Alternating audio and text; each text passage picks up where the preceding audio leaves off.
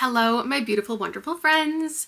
You may know it was not a beautiful, wonderful reading month for me, but thank you for coming to my wrap up anyway to hang out with me while I talk you through the things that I read this month. If you're brand new to my wrap-ups, I go through all the books that I already read in vlogs and give you my rating just to remind you, and then I put a little picture of the vlog it was in case you missed it, and they're all linked down below as well. And then at the very end, I go through books I haven't reviewed yet for you. There's actually 2 missing from here. I think in total I read 6 books that I haven't talked to you about yet. But first, we have to take a look at my stats. I don't really go through this. I usually do in my quarterly updates, but I think the most jarring thing here, the biggest difference from the last 3 months, is that 3-star rectangle is significantly higher than any other number, which does hurt. My average rating for the month was a 3.5. After months of 3.8s, I feel sad, and I also kind of feel like I know where I went wrong, and that will become evident, especially at the end. So the way that I've organized it is in these little stacks based on, like, after I film this, where the books are gonna go. So I have a stack of books that I'm keeping and are going on my shelf in the living room where all the books that I enjoy go. There's a actually, before, I guess I'll just talk you through them as we go. These are the books that I am keeping. I hold on to every single Literally Did book club pick, so even though this was a 3, I'm holding on to it. This is The Fisherman by John Langan. I'm also holding on to Lights Out Resurrection because I just have a whole collection of anthologies, and even though this was a 3, like, because there were some really great stories in here, there was a 5-star amazing one. Like, I like holding on to collections. Then in my most recent video, I read these 3, and if not for these, my average rating for the month would have been like a 3. I'm definitely holding on to Yesteryear by Carl Claire Burke. That was a 4.25. Another 4.25, The Deja Glitch by Holly James. And a 3.75, which is high enough for me to keep, Begin Again by Helly Acton. Then the next is books that I own, purchased, not from the library or wherever else, that I will be donating at the end of the year. The Final Dip by Kay Bello, which I left unrated because this is erotica and I don't rate erotica. I made that rule a couple years ago and I'm not really remembering why in this moment, but I just don't feel like this should get a rating. I don't think a rating should come out of my mouth. It was bad though. Just know it was bad. If It Makes You Happy was not bad by Julie Olivia, but I can't hold on to romances that I give a 3, 3.5. Like, there's just too many of them. The Con Season by Adam Caesar. This was a 2.5. And sadly, Shield of Sparrows by Devney Perry, which started out, I thought maybe it could be a 4, but it ended up being a 3. And I think it's so pretty. I kind of want to keep it, but I'm not going to. Someone will discover that at a library book sale and only have to pay $2 for it, and they'll just be so excited. Here we have a bunch of library books that I will be giving back and never really thinking about again. Paul Tremblay's Disappearance at Devil's Rock, which was a 3. We Could Be So Good by Cat Sebastian, 3.5. Act Your Age, Eve Brown by Talia Hibbert, 3 stars. And Out on a Limb by Hannah Bonham Young, 3.5 stars. The next stack is library books as well, but ones that I will now be on the hunt for to own in my collection because I gave them a 4-star or above. We have Open Water by Caleb Azuma Nelson, which was a 4. Heated Rivalry by Rachel Reed, which is a 4. And this one I need to purchase immediately, A Rivalry of Hearts by Tessonja Odette, which I gave a 4.25.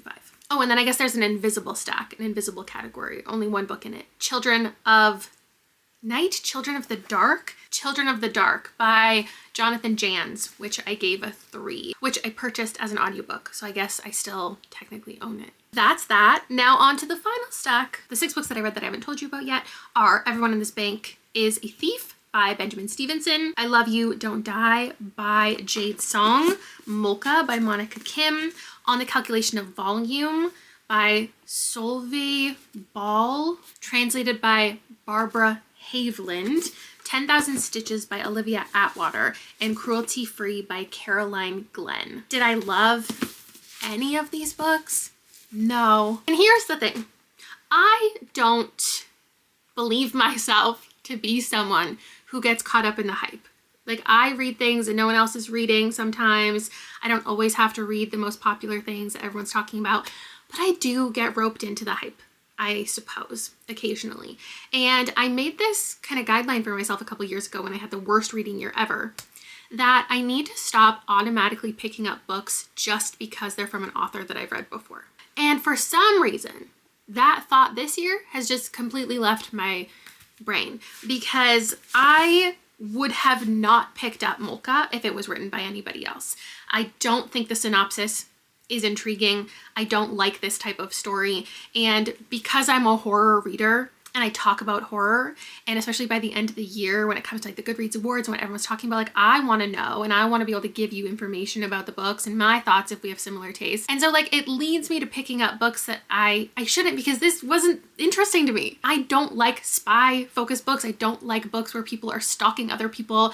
I don't like being in the mind of someone who is just sick and disgusting, even though that is the point. And it is horror with that. I wasn't gonna like this book, but because I gave Monica Kim 4 stars before, and even that book is different than my usual horror taste, I just thought I had to pick it up. And then with this Jade Song book, if I had never read Chlorine, I never would have picked up a book with this premise. It just doesn't sound that interesting, and it wasn't horror. And then we have series, which I know I shouldn't continue in series. Like I almost never like sequels as much as the first book, and I didn't rate these terribly. I think in fact I'm over exaggerating a little bit because it sounds like I hated all of these. And it's just that I know that there's horror out there that I'm gonna give 4 and 5 stars. And meanwhile, everything here was like a 2 or a 3, mostly 3s. In fact, only 1, 2, and that's cruelty free. And again, if it wasn't for this cover, I wouldn't have picked this up. Like it's just so pretty and everyone was talking about it. Like this is my favorite shade of green. But the pitch of the book is about a celebrity and about an unhinged woman on a revenge mission. And because there's just so much revenge horror, and occasionally I read it and love it, I then think, and like everyone recommends to me the next revenge focused horror, and like I don't really love these very often. I think I just forgot who I was as a reader. And then this one, okay, I didn't hate this either, but I figured this has been recommended to me enough times that I needed to get to it, especially if I was doing a video that I just finished yesterday where I talked about time loops and my love of time loops. I needed to get to this so people would know and I would know at the end of it, like if this is like the perfect time loop story for me, because that's how it's been like pitched. And I thought this was just fine. It's obviously not just the fault of these, it's everything else that I was reading. I was reading horror that I just was trying to fit into a certain slot. I was trying to find swoon-worthy romance. Like me and romance, it's always a mixed bag. We're gonna turn it around though. We're gonna pretend that this month never happened and everything's gonna be good from here. But let's do some actual reviewing, shall we? I have my notes out. Everyone in Spank is a Thief, I gave it 3.75. The first book in this series is like one of my favorite mysteries of all time. It talks directly to the reader. It's got this guy who's a kind of amateur sleuth. By the time we get to this book, which is like the 3rd technical book, but there's a little novella, so it's actually number 4 in the series. I got an audio arc of this from NetGalley, and the audiobooks are fantastic. The narrator is great. It's set in Australia, and we have Ernest, who is an amateur sleuth. And in this book, he ends up at a bank because he's trying to get a loan for his private investigation business. His wife is there with him, and she was so much of the story, which was great because they're both kind of solving things together. And when they get there, they get held hostage by this person robbing the bank, but he can't get access to the vault. And so now Ernest and everyone else is basically trying to get into the vault to get them to be let go. The concepts of all of these books is that everyone has something that they've done. So in the first book, it's focused on his family and everyone has a secret. Everyone's done a crime. In the second book, it's the same thing, but it's all authors on a train. In this one, there's just all of these people being held hostage. None of them really know each other, and they all have participated in some type of thievery, and exploring that and uncovering all of that was interesting enough. But following any type of detective after like 3 books, I'm not really that interested anymore. I thought it was a good book, but it was never going to be a 4 or a 5. So I don't know what I was thinking picking this up. There was one really funny chapter where the thief was taking away everyone's phones, and because everyone's a different kind of age range, it was just very funny seeing each individual person's reaction to their phone being taken. And you can imagine like the Gen Z person was like, oh, but I need to like keep up with my Snap streaks before you take my phone or whatever. And then someone else was like, oh my God, my Duolingo. It was fun. He talks directly to us, gives us clues, and even says things like, I wish I could keep this a secret from you, but this is a fair play mystery, so I'm going to tell you right now everything that this person just whispered in my ear. And I think it's fun, but I'm definitely done with the series. I'm also done with this series. I don't know what I thought this would be, but when I finished it, I was like, okay, this is a 3. I don't know if I can really give it a 3 because I was really disappointed by it. I maybe I'm just not remembering what Half a Soul was, but I gave that 5 stars years ago. I thought it was so good, and it was one of the first fairy romance books I ever read and loved. And the sequel is just, this is not romance. There was maybe like 20 pages that felt like romance. The rest of it was just kind of a regency, friendship, like bargaining type of book. I thought it was okay. It was readable. This is what I read for my members TBR jar pick of the month. I did try all 3 of the books.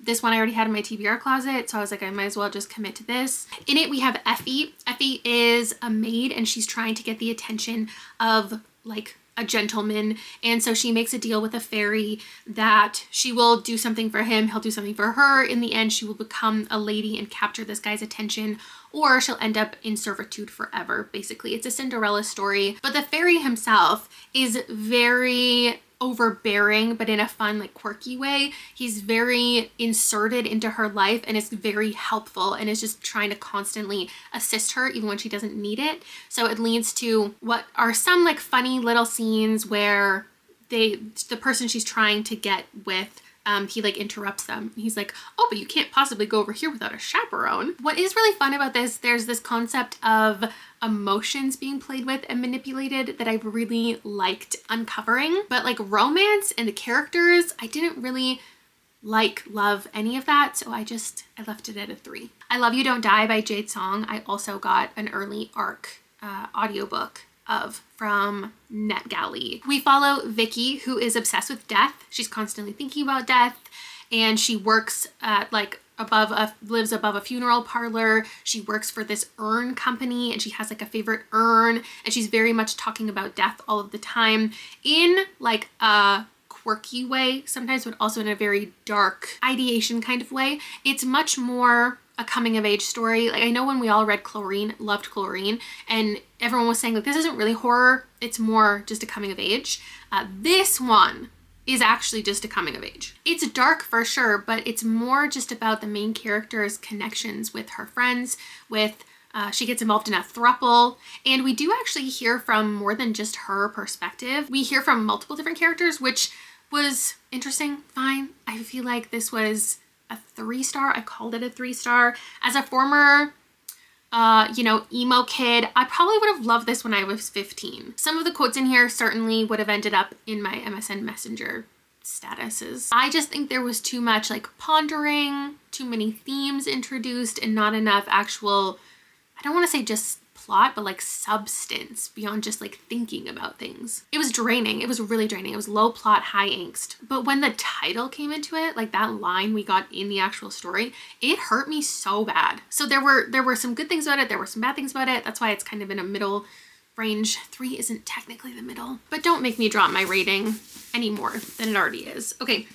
Molka by Monica Kim. This follows 2 people mostly. It's focused on this guy who puts in these surveillance cameras. Molka means spy cam or sneaky camera in Korean. And it's an epidemic, like it's a real problem, people filming people in public. And he does it at his office, and we are from his perspective. And it's a lot of him like almost getting caught. And when I say from his perspective, I don't mean it was written in first person. So it's just like chapter by chapter, you're following what he's thinking, what he's doing. And then you're also following Daya, who is a co-worker, and she is one of his victims. But she's also involved with this man, and we're getting her going on dates. And he also has an issue with Molka using it, or they're being filmed, and it brings to light a lot of gender issue in Korea, talking about how men almost never get punished for this, and the women are treated as if they have created this problem for themselves. And even when they try to bring attention to the matter, they try to get this person in trouble. It's like, well, boys will be boys. Like, do you really want to ruin his reputation for this? Did he actually mean to do it? Like, were you actually harmed that badly? It's the type of book that will make you viscerally angry. And I'm giving it a 3 because I just don't think that it was a very interesting story outside of bringing attention to a certain thing, focusing on these 2 characters. I just think everyone was kind of a simple characterization, just kind of one-dimensional, like every guy is just a piece of shit. And if you're really into the idea of this being a female rage story and her getting revenge, I feel like that's probably 10% of the book. And I am really iffy on the female rage books. I don't always like how they're handled. They just feel a little simple, but the situation is not simple. And it dives into a lot of interesting things, which is why it's a 3. Like, this was a fine book. I just think it should have been a short story. And I don't think it should have been horror. I think I would have been more interested in it if it just remained more thrilling. There's a little element that was weird and I didn't appreciate the weirdness. But if this was like 100 pages, if it was a novella and all of this happened so rapidly, I think it could have been better because we didn't need 300 pages to tell this story. Speaking about female rage, we have Cruelty Free by Caroline Glenn. This I also got an audiobook arc of. It was Libro FM ALC of the month. And I thought it was fantastically narrated. Like the first 25% of this I loved, and it wasn't what I expected at all. It was more of it felt like a celebrity tell-all. So we have this woman and her fall from grace in the public eye, and also her grieving and how those two things are connected because she loses her daughter, her very young daughter. And there's the introduction of conversations we're going to have that I don't think went far enough as far as public perception and what makes like a perfect mother or a good mother, the pressures, the scrutiny, and how she might have failed as a mother, how her daughter got taken to begin with because she was kidnapped. And she, and all of the series of events that happen, she blames a lot of people. But in the first 25%, it's just an investigation. It's her talking to all these police officers. Just this really interesting story of the kidnapping and how all the pieces came together. And it was really interesting. And if you pick this up to be a female rage story, I feel like you would have DNF'd it by the time that comes into it because it has a really slow start. But if you're loving the beginning like I did in the investigation, once it goes completely batshit, it's so different. And I didn't like it because it reminded me a lot of reading Victorian Psycho. So if you loved that, take this as a recommendation. Just the killing constantly, and that's all the book ends up being. That's just not something that I'm into because it loses the tension so quickly when it's just, oh, there's this kind of crazy woman and she is just killing everybody. And it's, ooh, next chapter, what's the crazy thing she's going to do next? Who's the next person she's going to kill? Who's the next animal she's going to kill? The reason it's called what it is and looks the way it is because it's about, technically, it's like a kind of skincare, self-care kind of book. And I just feel like it is that because that's what's trendy in publishing right now. It didn't even need that angle. Like it really did not need to be about that at all for the story to be what it is. But that is the pitch of the book. Giving her skincare the edge it needs, they introduce a secret ingredient, revenge sourced from the bodies piling up. But if you completely took that out of the story, it could have been the exact same story because it's just about her going on this revenge mission. And what's difficult is when you create this unhinged character who's doing all this batshit stuff, it's tough to it's hard to go along with it when you give her such a calculated inner voice. Like this is not a wackadoodle over the top fun time. It's more of a sad time. And because she's so calculated but unhinged at the same time, it's like she's making stupid decisions, but in her mind, she's doing all the right things. And I just don't think those things matched up very well. You have to, like, I like an unlikable character. You have to really be down for an unlikable character to fuck with this because she is killing people and it's sad. Like in the death moments, it's like, did that person really deserve that? And like, you're telling me exactly like what they're saying and how they're feeling and the expression on their face and like the regret that they feel. And then you're still going to let her kill it. This is not a more fun wackadoodle one. This wasn't like Natural Beauty meets Julie Chan. It was more like Dexter and You meet Sweeney Todd. Like this should not look like this. I gave this 2 stars. I will be doing a spoiler-filled review for the channel Besties at the next quarterly update. And finally, on the calculation of volume, I am in 3-star purgatory, 3.5 stars. I love a time loop, so there's like something about this that I just naturally gravitate towards and I'm into in some capacity. And I like a boring book, so this should have been something that I loved, but my God, nothing happened. I don't know how this is going to be a 7-book series. I imagine maybe we meet more people, or maybe I heard this somewhere that there's more people later in the story, in the series, that are experiencing the same thing and they like come together. But like, do they solve it? Do they ever actually solve the time loop? Does it end? Is there an answer? Because I will not continue. I'm not going to continue anyway. I don't know why I pretended if there was an answer at the end that I would continue. I'll just read the spoilers when it comes out. I think the writing of this was really beautiful. The translation beautiful. I think it was really quiet and subtle, and that's how the story overall felt. So we have this woman and her husband, and she is off on a trip, and then when she wakes up, it's the same day as it was the day before. And every day she wakes up and it's the same day, and she's away from her husband, and she's like, what's going on? So one of the times, it happens pretty early. We're following her for a very long amount of time, and I feel like maybe it should have taken a few more loops for her to eventually like go back home, because she was on this. I feel like if this happened to me and I woke up and I had like these responsibilities at this work thing, I would just redo them all in fear that like I was going to get in trouble if, you know, I repeated the same day. Like maybe I was hallucinating the first day, and so I would just like go about it again the next day. But she immediately is like, I need to go home to my husband, and like he can help figure this out because like I'm losing my mind, which is like fair. So then she goes home, and at first she tells him about the time loop, and he believes her and he wants to help. But then the next day happens and it's repeated again, and he doesn't remember anything because like the rest of the world is in this time loop. Everything is in this time loop except for her. She is still living every day. Her body is still changing every day, but everyone else is stuck. And she's like, okay, well, I don't know, there's like, I feel like 100 days in a row where she just like tells her husband the same thing, and he tries to help, and she's collecting all of the data, and she's like, okay, I eventually will figure this out.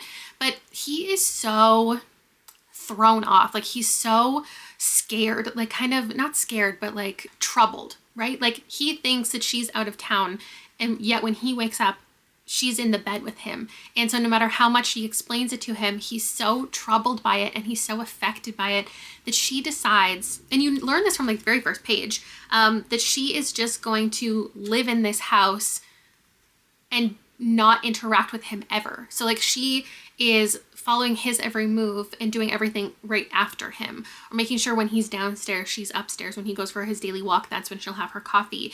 And I think there's a lot of probably metaphor here for comfortability within relationships, you know, feeling like you're living with a ghost. If you're through past like the exciting part of your relationship and you're just comfortable, like they're so comfortable together, they can go a whole day without talking. And so because he thinks that she is somewhere else out of town doing work, he's just living his life as normal, but she is there and she's just living in the house. And that's all the book is them living in different spots in the house and her constantly talking about where he's at and where she's at and what she's wondering about. It's a big existential one for sure. So again, something I should have loved, and I didn't hate it. 3.5. Like it's interesting, but I really needed something to happen. I just can't believe how much didn't happen.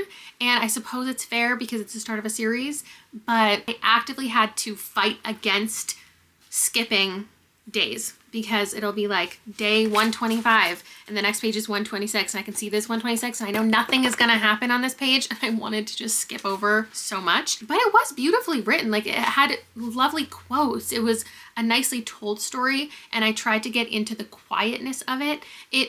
I don't read books and go out of my way to attempt to visualize what's happening. Either you're good at scene setting and I can picture it, or not. Like I'm not gonna sit here and try to piece together what you said things look like and try to imagine it. Either you're writing it well or you're not. And this is excellent with description. I felt like I was looking at, there's this book. There's a couple books where you can see like into the house as if the house is cut in half.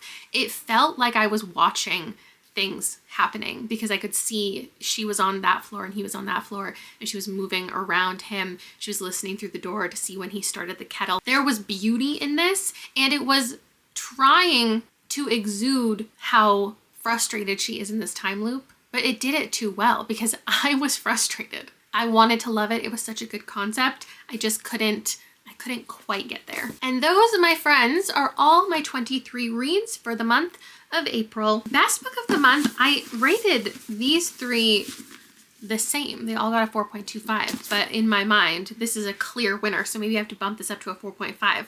A Rivalry of Hearts. Fairies, authors, steam. It was fun. My least favorites, I mean, I had two stars, but I guess This one was technically lower. So the worst book that I read was Cruelty Free, but I don't think this was a terrible book. It just wasn't for me. Wait, can I actually say that I liked this less than this? I don't know, because everyone's been telling me this is AI, and I think people are